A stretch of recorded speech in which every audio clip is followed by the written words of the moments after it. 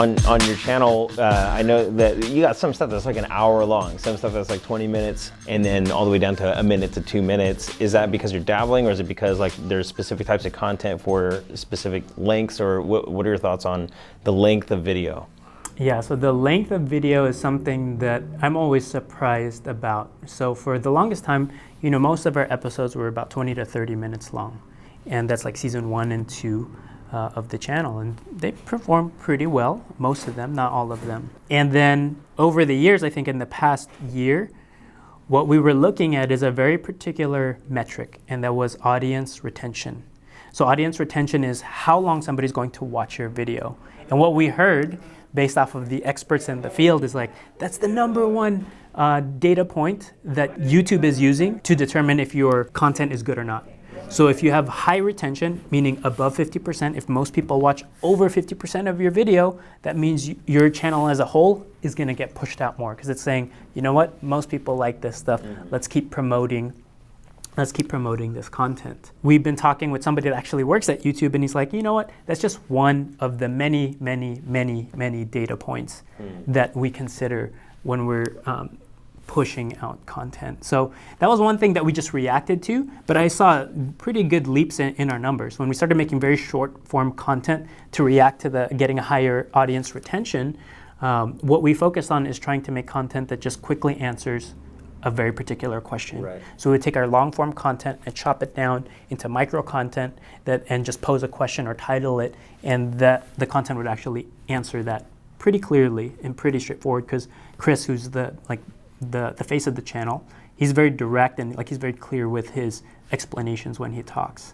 So that makes perfect sense for us to just chop up all of his gold nuggets and drop them all over the place. And a lot of them have performed very well. Something that was from like an hour-long conversation, for instance, chopped down into 3 minutes. The 3-minute thing all of a sudden performs way better than the original one. It's just because people weren't looking for the broad conversation, they were looking for the small thing. So that worked for us for a long time, but recently we tried to experiment with stuff that are long form again, like an hour long, and they're also performing well. So, it's one of those things that I don't really know, but I think the major things that what I understand about most platforms and the way that they work, and this is where I'm starting to understand, whether it's Facebook, Instagram, or YouTube, is that all of these algorithms do a certain thing where they will take your content and they will serve it in the first few hours or first 24 hours to a small sample size of your audience.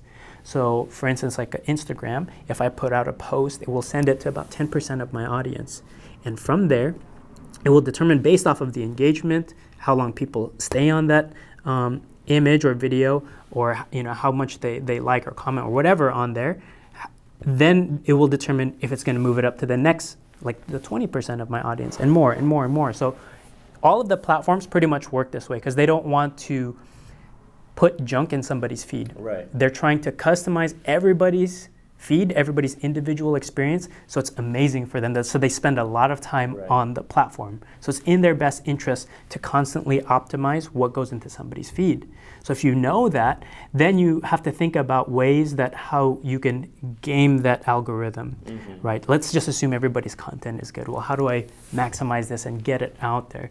So we would try things where we're doing very clear call to actions in the video. Like, oh, what did you think about my feedback on this logo design? Let us know in the comments below. Or Ben would do some stuff where he would have a challenge, like do 30 cold calls this week, and let me know you're in by just typing in I'm in the comments. So, and it's like, once I get 200 comments, I'm gonna make my video as a response to this to show you guys how I do it.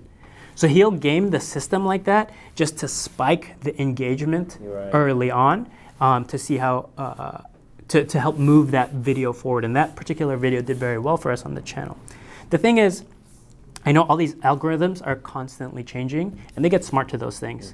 So whenever you try to game the system and they start seeing the patterns, they work against that. Yeah, so whatever we're talking about right now in terms of the algorithm is going to be outdated, in a month. Well, but at the end of the day, the system's about keeping people on the platform. So if you're creating content that's engaging, so rather than figuring out how am I going to game it, like in the sense of trick the system, is like how am I going to create content that people actually do engage with. Right. And that is, I mean, I remember watching his video, and it didn't seem tacticky in the sense like he was just trying to game the system. It was like, hey, if you guys are in, I'm going to make another video based off of the engagement. And so, so you're helping me grow my YouTube channel. One is figure out what people are actually looking for, look at the difference of the search volume and the competition, find that sweet spot of low competition, high search volume, try to mess with different ways of gaming the system in the sense of getting people engaged into it.